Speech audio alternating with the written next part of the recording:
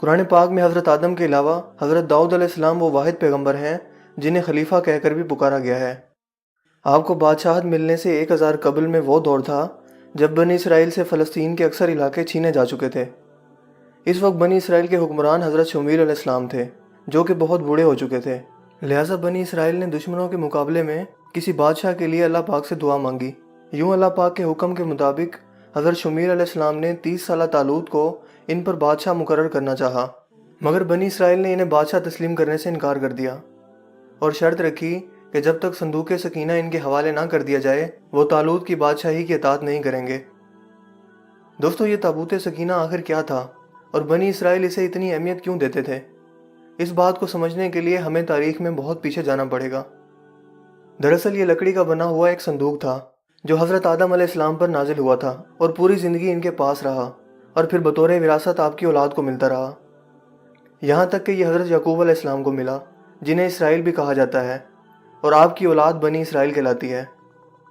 یوں آپ کے بعد یہ آپ کی اولاد بنی اسرائیل تک پہنچا۔ حضرت موسیٰ علیہ السلام اللہ کے جلیل القدر پیغمبر تھے اور وہ بھی بنی اسرائیل سے تھے۔ یوں یہ صندوق حضرت موسیٰ علیہ السلام تک بطور وراثت پہنچا۔ قصص الانبیاء کے مطابق اس تابوت میں تورات کا اصل نسخہ، پتھر کی 2 تختیاں جو کوہ سینا پر حضرت موسیٰ کو عطا کی گئی تھیں، حضرت موسیٰ اور حضرت ہارون کا عصا مبارک اور بیرہن، اس کے علاوہ من و سلوہ کا من ایک برتن میں محفوظ تھا تاکہ آنے والی نسلیں اللہ کے اس احسان کو یاد رکھیں جو صحرا میں بھٹکنے کے دوران ان پر اللہ پاک نے فرمایا۔ کیونکہ جب حضرت موسیٰ علیہ السلام فرعون سے اپنی قوم بنی اسرائیل کو نجات دلوا کر ایک صحرا میں پہنچے تو یہ ایک ویران صحرا میں تنہا موجود تھے، کھانے پینے کا کوئی ذریعہ نہ تھا، لہٰذا اللہ پاک کے حکم پر من و سلوہ کھانا ان پر اترتا تھا۔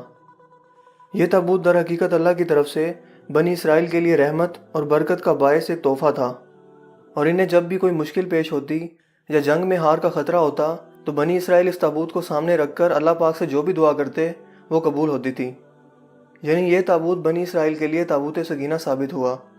مگر جب بنی اسرائیل گناہوں میں مبتلا ہو گئے، سرکشی اور ظلم و ستم کی انتہا کرنے لگے، تو ان کی بدعمالیوں کی نحوست کی بدولت ان پر اللہ کا عذاب نازل ہوا، اور قوم عمالقہ کے ایک لشکر جرار نے بنی اسرائیل پر حملہ کر کے اسے تہس نہس کر دیا اور بنی اسرائیل کی تمام بستیوں کو تباہ کر دیا، اور اس صندوق کو بھی اٹھا کر اپنے ساتھ لے گئے اور جا کر کوڑا کرکٹ اور نجاستوں کی جگہ پر پھینک دیا۔ اس بے ادبی کرنے پر اللہ پاک نے قوم عمالقہ پر بھی اپنا عذاب نازل کیا، یہاں تک کہ طرح طرح کی بیماریاں ان پر مسلط ہو گئیں، اور قوم عمالقہ کے 5 شہر دیکھتے ہی دیکھتے ویران ہو گئے۔ لہٰذا انہیں سمجھ آ گیا کہ یہ جو کچھ بھی ہو رہا ہے وہ دراصل اللہ کا عذاب ہے جو اس صندوق کی بے حرمتی کرنے پر ان پر نازل ہو رہا ہے۔ لہٰذا انہوں نے فوراً اس صندوق کو تلاش کر کے بیل گاڑی میں ڈالا اور اسے بنی اسرائیل کی طرف روانہ کر دیا۔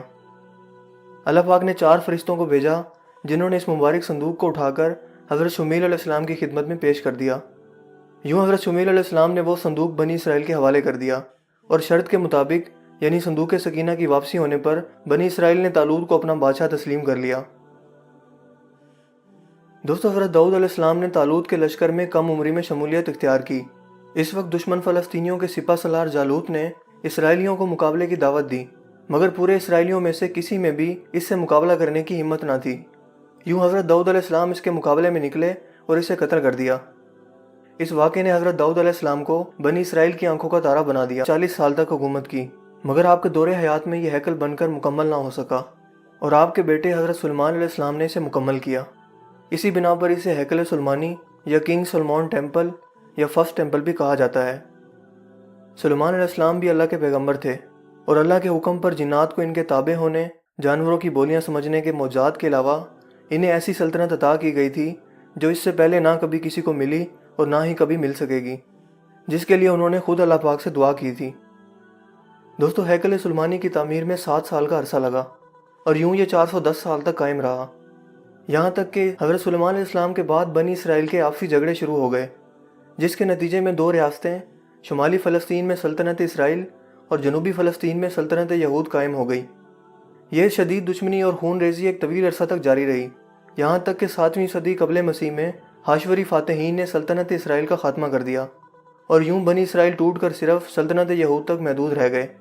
لہٰذا بابل کے بادشاہ بخت نصر نے سلطنت یہود کو بھی تباہ کر دیا، اور اس دوران اس نے ہیکل سلیمانی کو بھی مکمل طور پر تباہ کر دیا، اور تابوت سکینہ ایسا غائب ہوا کہ پھر آج تک نہ مل سکا، جبکہ یہودی بھی اس حملے کے دوران در بدر ہو کر رہ گئے۔ इस वाक़ये के 70 साल बाद ईरानी बादशाह कोर्श कबीर या ज़ुल्करनैन, जिन्हें साइरस द ग्रेट भी कहा जाता है, उन्होंने यरूशलेम पर हमला करके बिना किसी खून रेज़ी के यरूशलेम का कब्ज़ा छुड़वाया। यूं यहूदी दोबारा यरूशलेम में आबाद हो गए और हैकल सुलेमानी को तामीर करना दोबारा से शुरू कर दिया। इसी बिना पर ज़ुल्करनैन को यहूदी अपना मसीहा भी करार देते हैं। इस दौरान हैकल सुलेमानी दोबारा बनकर तामीर हुआ, लेकिन यह तामीर भी सिर्फ 430 साल तक कायम रह सकी, जबकि इस दौरान ताबूत सकीना को भी यहाँ वापस ना लाया जा सका, जो पहले हैकल की बर्बादी के दौरान गायब हुआ था और दोबारा कभी नहीं मिल सका था। इसी अरसा के दौरान यहूदियों ने रोमियों के खिलाफ बगावत की नाकाम कोशिश भी की, लिहाजा 70 ईस्वी में रोमन हुक्मरान टाइटस ने यरूशलेम को हमला करके तबाह कर दिया और यूं हैकल सुलेमानी भी दूसरी मरतबा तबाह हो गया।